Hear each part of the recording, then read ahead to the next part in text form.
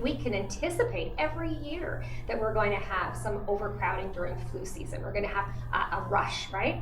And we have to be prepared for that.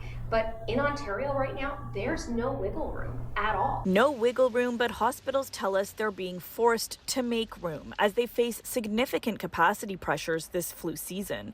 In East York, a spokesperson for Michael Guerin tells us the hospital has activated surge measures as the occupancy rate for inpatient beds reaches 109%, up from 101% in January of last year.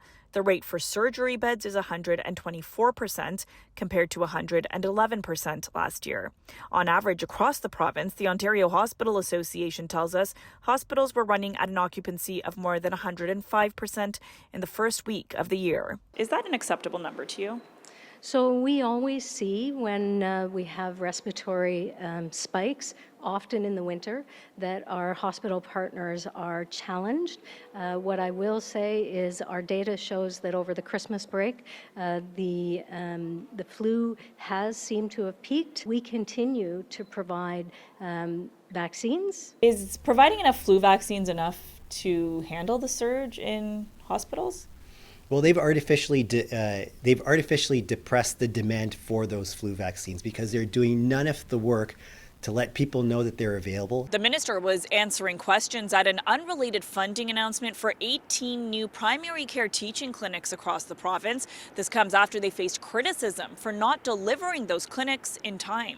It's a devastating failure. An investigation by Ontario's Auditor General last month found the Ford government failed to adequately plan for the expansion of teaching clinics, leading to a 44% shortfall in new family medicine seats. It means, half as many family doctors graduating, half as many Ontarians getting connected to the desperately needed primary care that they're begging for. Why did you wait so long to expand teaching units, and are you creating spaces quickly enough to meet the demands of the province?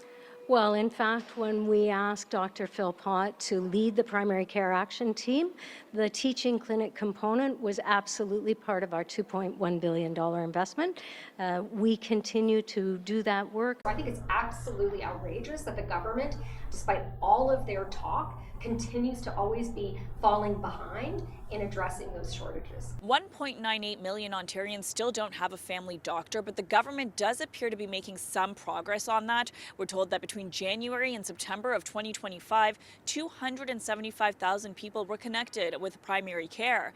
And the government says they're on track to meet their target of connecting 2 million people by 2029.